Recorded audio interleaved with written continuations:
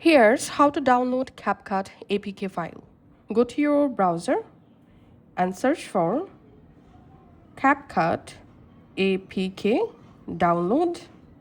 As a search results, here you will find a bunch of websites where you can easily download CapCut APK file. But to avoid any viruses, you can just open this APK Pure website. This is a trusted and popular website to download any kind of APK file. So in this website, scroll down and just tap on download APK, and again scroll down,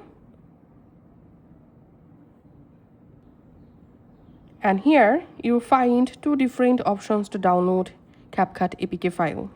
One is first download, another is normal download. So we are going to select this normal download button and tap on download anyway.